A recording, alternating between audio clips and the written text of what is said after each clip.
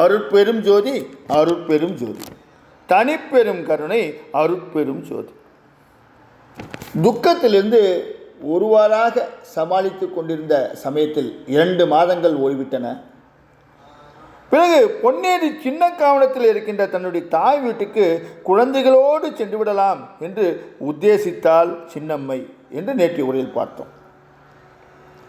இவைகள் எதையுமே உணர்ந்தோ உணராமலோ ராமலிங்கம் என்று திருநாமம் சூட்டப்பட்ட அந்த 8 மாத அருள்ஞான குழந்தை கொட்ட கொட்ட விழித்தபடி சலனமில்லாமல் தொட்டிலில் கிடந்தது என்று நேற்றைய உரையை முடித்திருந்தோம் அல்லவா? வாருங்கள் தொடர்ந்து பார்ப்போம். செங்கல்பட்டு மாவட்டத்தில் இருக்கின்ற பொன்னேரிக்கு அருகில் இருப்பது சின்னக்காவணம் எனும் அந்த கிராமம்.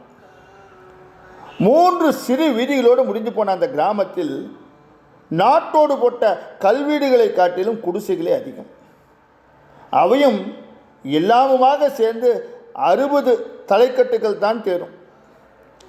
நடுத்தர வர்க்கத்துக்கும் வறுமை கோட்டுக்கும் இடைப்பட்ட வாழ்க்கையில் அன்றாடம் அல்லாடும் விவசாயிகள் வாழும் கிராமம் என்பதால் நூற்றாண்டு கணக்கில் எந்த மாற்றமும் இல்லாமல் அது அப்படியே இருந்தது.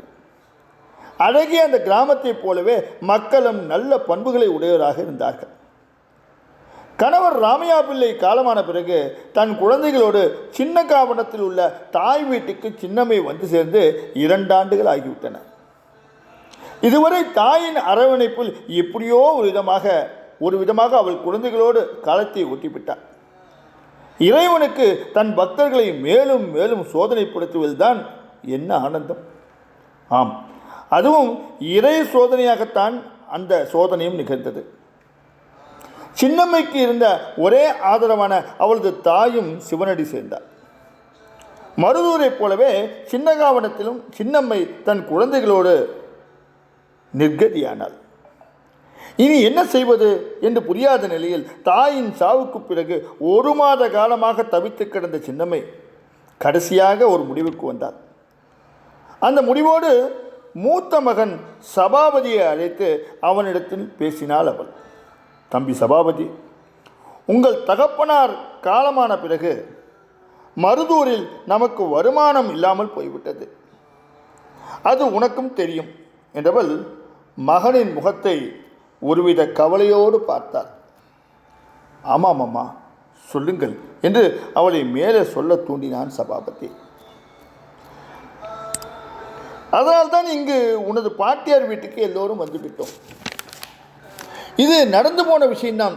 இருந்தாலும் அம்மா, மீண்டும் அதை அந்த சபாபதிக்கு சின்னம்மை சொன்னவுடன் அவன் பாட்டியார் ஆதரவில் இங்கு வந்த பிறகும் இந்த 2 ஆண்டுகளில் சரியான வருமானம் இல்லாமல் குடும்பம் நடத்துவதற்கும் தோதுபடாமல் தாம் இருந்து வருவதை அவன் புரிந்து கொண்டு எனக்கு எல்லாம் புரிகின்றது அம்மா என்று அவளது கவலையை உணர்ந்தவனாக சொன்னான்.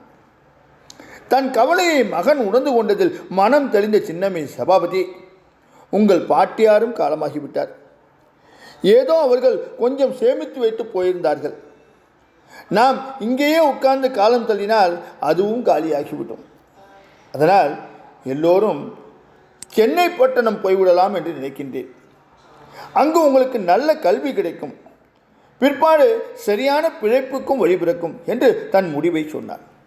சபாபதி உடனே, அம்மா, தங்கள் யோசனை எனக்கு சரியென்றே படுகின்றது, அவ்வாறே செய்யலாம் என்று ஆமோதித்தான். சரி தம்பி, அடுத்த வாரமே சென்னைக்கு குடி போவோம், பயணத்துக்கான ஏற்பாடுகளை எல்லாம் செய்துவிடு என்றாள் சின்னம்மை. அப்படியே அம்மா என்ற சபாபதி அப்போதே சென்னை பட்டணத்துக்கு குடிபெயர்தலுக்கான ஆயத்தங்களை எல்லாம் செய்ய ஆரம்பித்தான்.